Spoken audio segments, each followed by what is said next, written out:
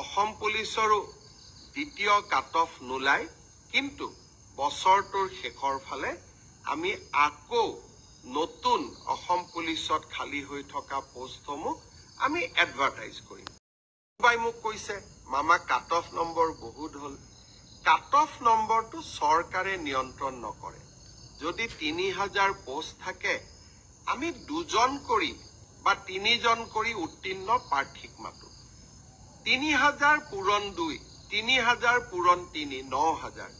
Merit মতে 9000 নম্বৰটো আহি যোৱাৰ লগে লগে 9000 নম্বৰ লাভ কৰা ব্যক্তিজনৰ যিটো নম্বৰ, সেইটোৱে কাট অফলৈকে ৰূপান্তৰিত হয়। কাট অফ কোনেও বনাই নিদিয়ে। কাট অফ ছাত্ৰ ছাত্ৰীসকলৰ পৰীক্ষাৰ ফলাফলে নিৰ্ণয় কৰে। কোনোবাই যদি ভাবে যে কাট অফ বেছি হৈছে, তাৰ মানে ইয়াকে বুজাব পাৰি যে সঁচাকৈয়ে এইবাৰ পৰীক্ষাৰ ফলাফল যোৱাবাৰতকৈ ভাল হৈছে। অসম পুলিচৰো দ্বিতীয় কাট অফ নোলায়, কিন্তু বছৰটোৰ শেষৰ ফালে আমি আকৌ নতুন অসম পুলিচত খালী হৈ থকা পোষ্টসমূহ আমি এডভাৰটাইজ কৰিম।